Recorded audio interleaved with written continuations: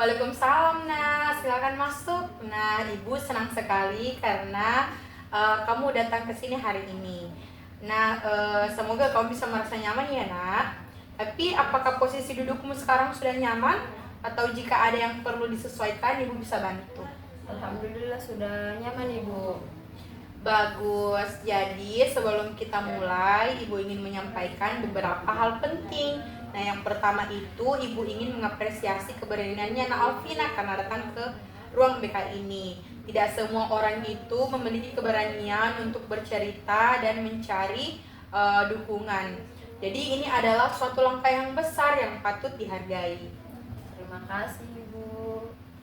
Nah, yang kedua itu dalam sesi konseling kita pada hari ini ada beberapa asas yang perlu kita sepakati bersama. Nah, salah satunya adalah asas kerahasiaan, di mana yang berarti semua yang kita bicarakan di sini akan tetap menjadi rahasia, kecuali jika ada sesuatu yang membahayakan dirimu atau orang lain.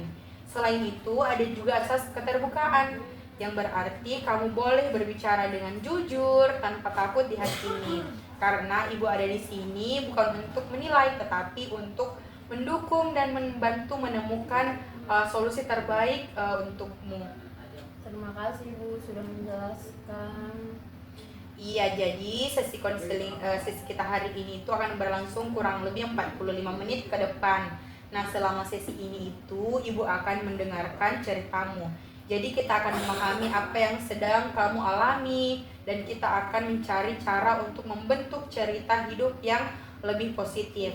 Nah, jika di tengah-tengah sesi konseling ini kamu merasa tidak nyaman atau ingin jeda, silakan bilang ya, Nak. Baik Ibu. Jadi sebelum kita mulai, Ibu ingin bertanya bagaimana perasaanmu saat ini? Sebenarnya toh Ibu merasa agak buruk ke Ibu.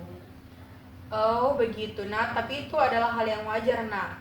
Jadi sebelum itu Ibu ingin memastikan bahwa kamu merasa nyaman. Jadi apakah ada yang bisa Ibu lakukan untuk kamu menjadi lebih tenang? Kayaknya tidak ada Ibu, bisa jadi untuk bercerita. Oke, jika rasa takut itu adalah suatu karakter film, karakter apa sih yang mewakilinya kalau menurutnya Alvina? Mungkin monster kecil yang suka menakut-nakuti itu Ibu. Wah, menarik sekali. Jadi kita akan bersama-sama belajar memahami dan menjinakkan monster kecil itu ya. Ya Ibu.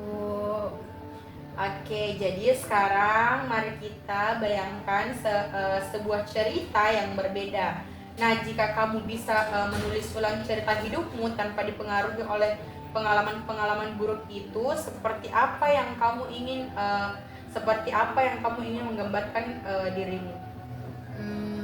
Saya tuh Bu mau jadi seseorang yang lebih percaya diri dan bisa berbicara di depan teman-temanku tanpa takut lagi dihakimi sama pikiranku. Oh, itu luar biasa sekali, Nak. Nah, jadi mari kita lihat kembali hidupmu sebelum kejadian bully tersebut.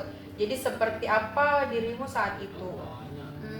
Dulu tuh Ibu lebih berani ke Ibu, lebih ceria Kak, dan lebih suka Kak berbicara sama teman-temanku Ibu. Oh, itu berarti kamu sebenarnya memiliki kepercayaan diri dalam dirimu.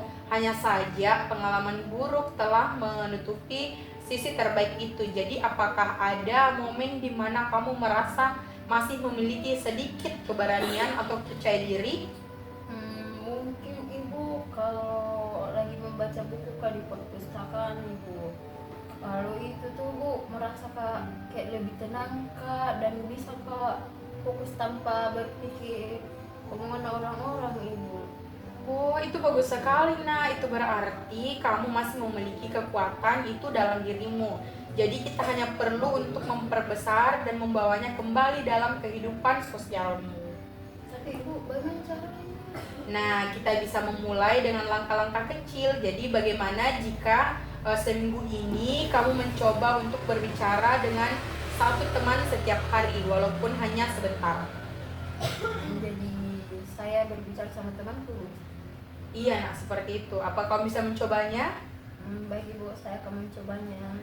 Luar biasa. Jadi, selain itu, kamu bisa memulai menuliskan hal-hal baik tentang dirimu di sebuah catatan kecil.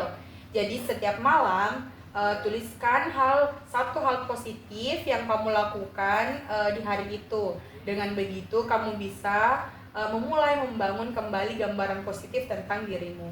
Jadi, maukah kamu untuk memberi nama cerita barumu dengan nama perjalanan menuju keberanian? Perjalanan menuju keberanian kayaknya terdengar bagus deh Ibu. Oke, baik. Jadi sekarang siapa orang di sekitarmu yang bisa mendukung cerita barumu ini? Mungkin sahabatku Ibu, karena dia selalu mendukungku Ibu dari dulu sampai sekarang.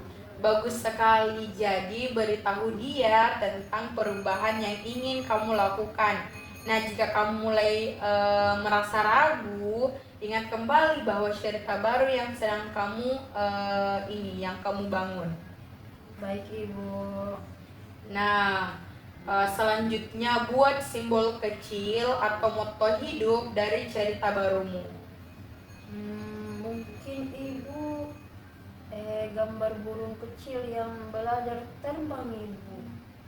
Wih, bagus sekali. Jadi mungkin itu bisa menjadi motivasi atau simbol untuk moto hidup cerita barumu ya. Iya Ibu. Nah, jadi sekarang bagaimana perasaanmu hari ini, Nat?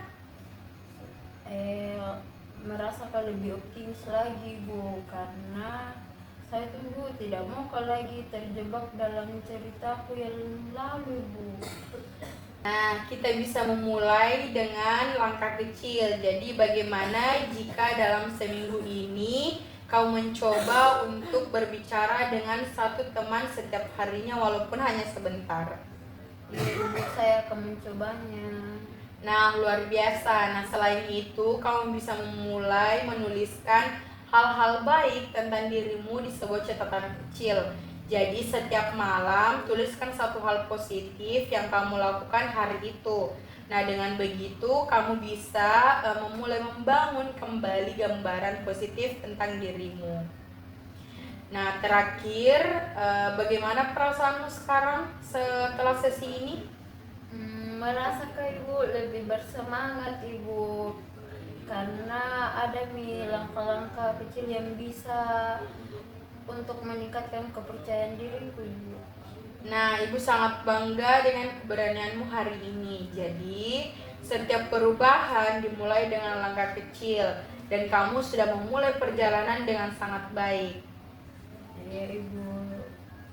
Oke, jadi minggu depan kita akan bertemu lagi untuk mengevaluasi bagaimana perkembangannya ya, Nak. Jadi sampai jumpa di sesi berikutnya. Baik Ibu, terima kasih. Kalau begitu saya pamit dulu Ibu. Iya, Nak. Oke.